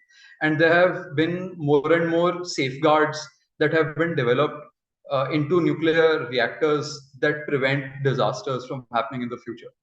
And one thing really stuck with me. He told me that this size of bottle, if we take this size of bottle and we replace it with a nuclear material, this can power the lifetime of two people, of two individuals. So that's really food for thought. And I feel as though, there's a huge need for education in the sense that we use anecdotes like these and we use mass media in order to reform education. Now, what I mean by this is that perceptions can really be changed through visualizations, and perception is essentially a fundamental part of education. If we really want children to become ecologically aware, we don't just have to give them information about climate change. We also have to change the perceptions and change these into actually genuinely held beliefs that would motivate them into acting for our future. So this should be the larger goal of what I would call green education. And we need to tap into the 5 fundamental principles of education as well, which would be receptivity, intelligence, knowledge, experience, and expression. Now, receptivity would be covered through, of course, accessible media, because we need to recognize the fact that the classroom isn't the only place where education occurs. Nowadays, with the coming of the information age, everyone has a computer, everyone has access to one, and if not a computer, then a mobile phone. And as a result, they have access to commercialized media, and this media can really be utilized to educating people. It's already been utilized on a smaller scale, but it could really, its potential isn't being fully harnessed. So in that sense, where intelligence and knowledge comes into play, there could be moves by the NCRT and CBSE, ICSE are major government boards towards funding more research towards what the alternative sources for energy are, for what methods of trapping carbon dioxide are. And this information really has to be disseminated effectively. And in order to do that, we don't just have to pay attention to the classrooms, we also have to pay attention to mass media, like I said. I'll give an example. For example, we have Instagram Reels. I would say about 80% of the people I know use the app and consume Reels. And it's such a fast mode of transfer of information that it can be used very effectively. Now, coming to the next point of how experience and expression is important. Experiences are important in shaping a child by turning the information we've given them into genuinely held values, which is what ties it in with expression. By starting interactive activities both inside the classroom and outside it, partnering with institutions like, for example, we have national green tribunals, or even arranging visits to garbage disposal plants. We have hundreds of those across the country. This would really pique the children's interest. Thirdly, we have the concept of decentralization. The struggle of disseminating this information cannot be carried out simply from a central institution. We need to take efforts where education is being imparted on a decentralized basis in every region of the country. For example, here in Bhavan Vidyalaya, Chandigarh, we've undertaken the vision of Van Mahotsav, and we've executed it by planting trees through our ecology club, Vasundhara. And I think a lot of schools would benefit by creating customized programs that would answer to the needs of the local ecological spheres by responding appropriately. Now, for example, Chandigarh, it's in the middle of Punjab and Haryana. These regions have a semi-arid northern plains type of climate. And as a result, the answer would be to plant more trees. However, for example, for a child sitting in Rajasthan, that would not be the answer because they have a completely different ecology. They live in a desert. So for a desert, one would have to actually respond to the desert's ecology. Planting trees wouldn't be the answer because that would actually threaten and endanger the wildlife that is endemic to that region. So I think that decentralization would be a very important and essential step to fighting climate change and actually encouraging green education, as we call it. And I think, lastly, speaking about receptivity, like I mentioned earlier, we have Instagram Reels. I think intelligence and knowledge is covered through creative research solutions, and these research solutions actually have to come up from the grassroots level, from the children. We do encourage children to come up with solutions such as water tanks and building infrastructure that would actually sustainably develop energy sources or waste disposal. But we do need to start encouraging children to critically think further, to actually come up with solutions on their own rather than being given some instructions from a teacher or a higher up. So I think those would be the main parameters along which we have to organize this new education when it comes to global warming and conserving Earth. To summarize, we need to encourage children to find solutions on their own, to become independent critical thinkers. Secondly, we need to encourage children to decentralize the fight against climate change. And thirdly, we need to make sure that the children are receptive towards the information we're giving them. And I believe that's the most important. By using anecdotes or even visualizations of information. That concludes my speech. If there are any questions, I would gladly take them.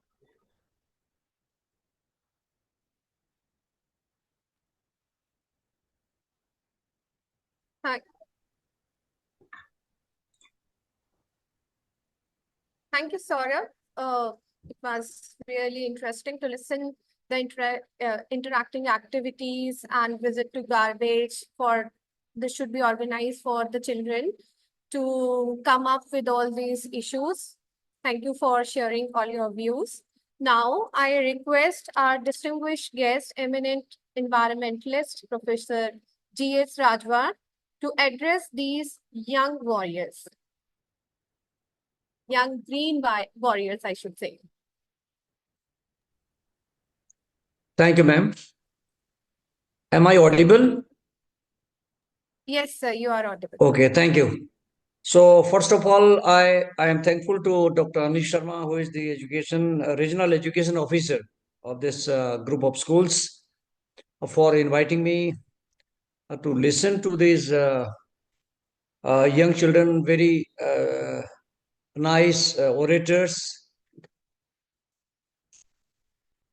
nice presenters, and who have given a very provoking ideas on the environmental conservation. And I'm happy to see how these young minds, there are some children even from the 6th, 7th or 8th classes, they presented their ideas very nicely.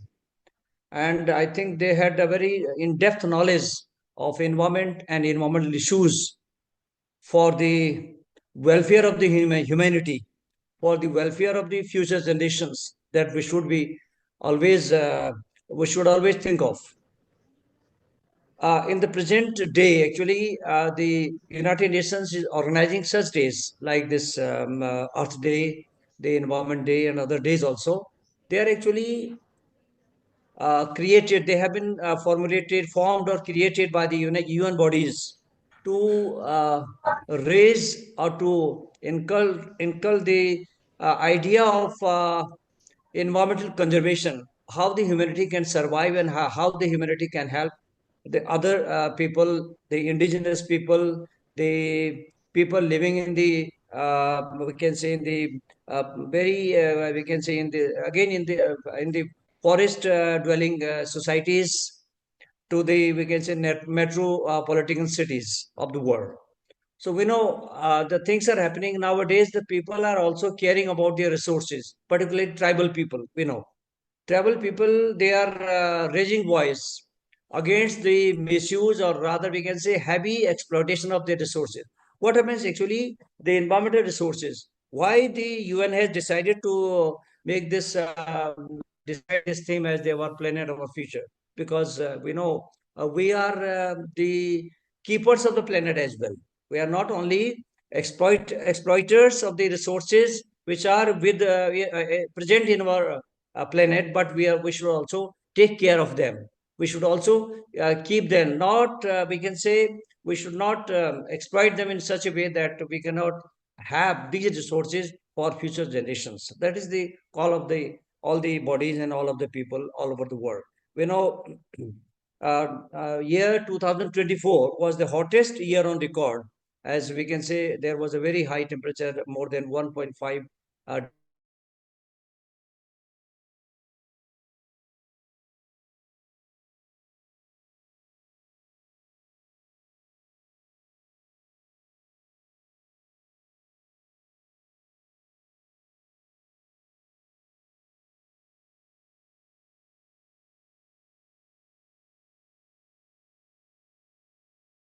is actually they do not come under the COP agreements. Some of the countries they do not come under these agreements or other agreements on the environment and the ecological considerations all over the world. So what happens actually, sometimes a country or a developed country creates a pollution, and sometimes what happens, they blame the developing nations and poor nations or underdeveloped nations that you are causing this pollution. For example, India is being blamed for the rice cultivation. You know, it's a staple food of our country. They say you are, we can say, producing more methane. Your rice fields are producing more methane into the atmosphere. Actually, it is not so. It is, we can say, it is a very low amount if you consider it globally. So such things are there. International relations are there. International problems are there. So we have to see all these things. The students have already given all the aspects. They have been covered right from the, we can say, this renewable energy resource. A very nice presentation was there by Darshan. Other people, also Tanisha also gave the urban planning. This is a very important aspect these days. Urban planning, we know we are increasing population. Our country is already is an increasing population, has an increasing population. So we should take care of, we should have a sustainable management of our urban areas. That's very important. What's happening, we see in some towns of the country like Bangalore, they have protected trees along their we can say walk paths along the sides of the main roads. They haven't cut those trees. They have maintained. They have actually protected them, and they have made the roads along with them. So that's very important example.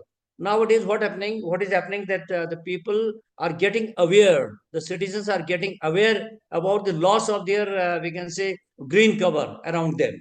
This is happening. Last time it happened in Pune last month, 2 months back. So people raised the voice along some river streams. There was a large scale we can say felling of the trees for some development project. We know near Hyderabad last month there was a very large scale plantation where the animals, we heard the cries of the animals during that cutting of the forest or felling of the forest. So similarly, if you see in Uttarakhand area, in the Himalayan area is also very important area for northern India, because that is the that controls the weather or climate of the northern India, and as well as it supplies the water to major parts of the northern part of the country. So what's happening here also, in the new developmental projects are coming up, and they are just Each and every project is cutting almost more than 4,000 trees in a smaller project. Like last month, it was a project near Rishikesh. It was about 10 to 12 kilometers, and 4,000 trees were to be cut down, are to be cut down under this project. So people raise their voice. You might have heard the name of the Chipko movement. Do you know Chipko movement? How many of you heard? Chipko movement was started from Uttarakhand. So this was started by a lady Gaura Devi from the Chamoli part or the district region of the Uttarakhand, China border, near China border. So they raised their voice in 1973. So this became popular because they hugged the trees and protected the forest from the Simon and Company during the British time. It was a British company. So they raised their voice that we should protect them. So this Chipko movement last month in Dehradun, a new project of road widening. The people raised their voice. Citizen Forum of Dehradun, they raised their voice. They say we are going to start a Chipko movement 2.0. They say they advocated for new Chipko movement for such we can say large scale destruction of forest in this part of the country. So this is happening in many parts of the country. Like we are widening somewhere. Sometimes we are making new expressways particularly in the hilly areas and in the forest area. They should be minimized. There should be minimum loss of trees, cutting of trees, particularly some trees which are very, we can say, which are said to be controlling, or we can say rather conserving the water around the, we can say, below the soil cover. Like we can say they are responsible for maintaining the, we can say, water content, water preserved in the earth. So such trees like we can say like oak tree in the Himalayan area. Then there are some other trees which are very important. They are said to be the water. They contain the water reserve in that particular area. And sometimes we see, so urban planning is very important because that gives an example, that gives a model how we can contain the pollution, we can control the pollution, and we can control the, we can say, every aspect of pollution that starts from mainly from the metropolitan towns. We know students have already presented very nice presentations, nice data have been given that how this microplastics is now the part of the every water body we find everywhere, the microplastics, and even not only micro but also the larger plastic parts of bottles or anyway plastic products, whatever, which are leftovers, they are going to the oceans, we know. And there was presentation by a student that in 2000, around 2050, it has been said that the seas and oceans will have more plastic, we can say, waste than the fish. So this is a very important, we can say, assumption, or we can say prediction by some people, that this will certainly create a problem for the world, because this is environment or the planet or the earth, whatever is there. We are to utilize the resources, no doubt. We can utilize the resources, but we should also conserve those resources. We should also replicate those resources. What we can say, which can be renewed, At the same time, we can say that we should give this. This is a very important idea, which should be taught to the students. This is very important. One time, what happens in any colony or in any house, everybody cares about the waste material, or the, we can say, about the cleanliness of his house, and up to his gate, or up to on the road, just we can say in front of his gate. So this is very important. We should think over that. We should think that the plot lying near to our house, near to our we can say colony, this also belongs to the we can say our country, our village, our town, and our city, whatever it is. So we should be careful about that. And not only this, the children can be told the environmental awareness only when we follow these things. Suppose we say the parents are using a mobile, and they say they are, we can say, every time they are enjoying these different apps on the in his mobile, and ask his, we can say, children, sons and daughters, that please don't do it, don't get engaged every time with your mobile phone. Unless your parents will leave this idea, they will also keep the mobile away for major part of the day. We can say in the 24 hours, one can use this mobile for a few hours. Then the parents can say. So similarly, you are children, so you should keep in mind that you will also become the future citizens of the country, future leaders of the country. You have a very good awareness, no doubt. You should keep in mind that you should we should follow the traditions. You should, whatever you have, if you haven't seen such kind of conservation measures, you should follow them, because everything can be started from your home. That's very important. Suppose a child is there and we say, don't waste the material or food material, whatever is left in parties. As well, now the people are coming up with the idea that in the larger parties and receptions, the people are asking, some people are asking, please don't waste the food material, whatever you have not eaten. Don't take the material, whatever you like, only take only that much part of the food material, that amount of the food that you can utilize or you can eat. So this is very important. Not only this food, because more people measure food all over the globe. This is major part is comes from the plants, and we can say crops and the plants. So because everything is interlinked. One student has already given the card house that says in any ecosystem, if one card is left, one card is taken away, everything will fall down. So it means all the things are interconnected. We cannot say that we have to by saving the trees everything will go, the pollution will be controlled. It is not so. No doubt the quality of the air will improve, but unless we go for a proper urban planning, proper road constructions, and we should also come for the models where the road construction should also be go with the tree planting along sides of the roads. This is very important. So whatever we think, whatever we do, that is very important. Not only, this is not the question of taking the things that the government of India is already has given on this day a call for you can say different types of competitions, lectures, seminars, symposia on the renewable energy, conserving the biodiversity, for plantation activities, and they have given also a call for save energy and save earth. And also there is a slogan that Har Ghar Saurya Urja. That is very important, because the resources, fuel wood, fuel and other resources, energy resources are naturally they have a limited we can say life, not that we can say limited reserves. So when the reserves will go, there won't be any kind of energy which will be available, particularly for the fossil fuel energy, and these things will. So certainly there is the only option is for going for the electric vehicles, electric or we can say the green kind of automobile or mobility. And similarly, we can say at the same time we should use the solar power, we should use the wind power. So these energies are to be certainly used in different kinds of different kinds of developmental plannings of towns and cities and metropole cities particularly. So certainly we'll have to keep a limit on the automobiles also. We know in France there are some towns, there are some cities where registration of vehicles has been limited to a particular number. So this is these are the examples where the urban planning can have or can implement such plans for activities of these things. Not only we are not only to make a nature place. Just making a nature place every year on this day, on the World Environment Day, will not solve the problem.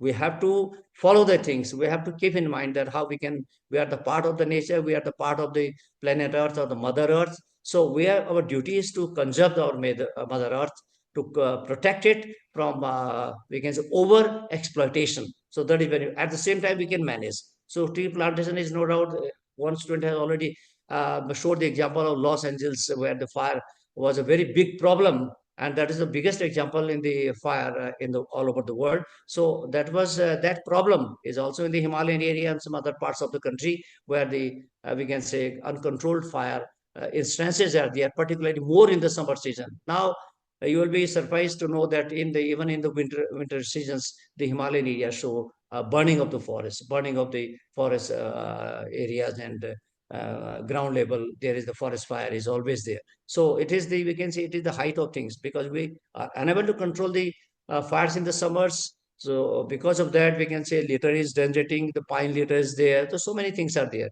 So these all things are interlinked. We cannot say only one thing is there. We have to go for green technologies. Certainly, we have to go for more or heavy plantations. Whenever a new project, a new development project comes up, so sometimes it may be necessary. We cannot say, we say ecology and development go together. So how they go together? Because when we say we have to cut 4,000 trees, that is necessary for, we can say, for development, we can say. That way, if what happens actually, the process is that the government or the forest department or the concerned department has to submit a proper amount of money to the government for plantations, which can be done later on. But actually that doesn't happen. I can tell you an example in Uttarakhand, in Dehradun city, my city here. There is a very famous road, Sresdhara Road. Its feature was it has a, we can say, trees on both the sides, and it was just a gateway. It was making the road was like a gate. So the trees had a very good foliage all over the tree. It has been cut down. So the High Court of Uttarakhand, they ordered that these trees, most of these trees like mango and the important trees, they should not be cut but down, but they should be uprooted. They should be replanted somewhere. They were replanted in some other area in our city, but what happens? They couldn't survive there. This is very important. So whenever we go for development activity, we are forced to cut some trees. We should, at the same time, we should plant them and take care of them. Not only plant, not only for future planning. That should go together. Only then we can save the green cover of the area, green cover of the Dehradun is known for its weather, but now because of the, we can say, very large number of constructions. Now the temperature last year it was more than 44 degrees in the month of June in Dehradun. So these are the examples. Not only Dehradun. Yesterday I was reading the paper in Rajasthan.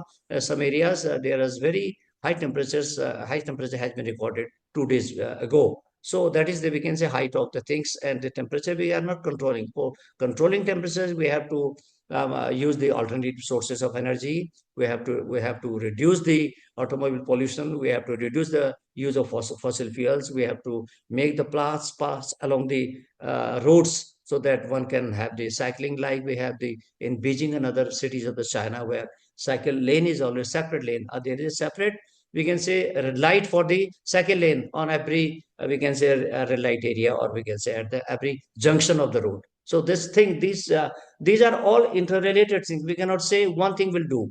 Everything is responsible. We have to control, because if we do not control the pollution, do not control the deforestation, the temperature will go on increasing. We know receding glaciers, the very example, receding glaciers, and we can say a rising level of sea and oceans in many parts of the world, and it has been predicted that around 2050, many cities of the coastal cities of the different countries, they will be submerged, including the Mumbai and some other parts of our country also. So to protect ourselves, to protect the humanity, to keep surviving, we need to conserve the nature. We need to make go for green technology. We should go for the greening of the different types of activities. These are very important. I'm very happy to see, because the presentations are very nice, and I can say these presentations were better than best.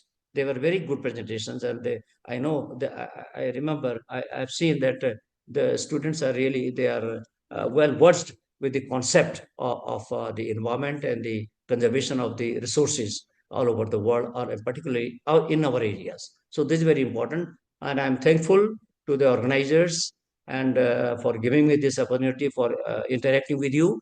And also, I'm very happy to see the students are also aware about this. But please go on, take the place, not for the nature place, but place to take this, we can say, awareness program, awareness place, along with the other people, your youngers, and also with your elders, just to keep the environment safe, make this environment safe, live safely, live happily, and so that we can all survive together and live happily in this world. Thank you very much.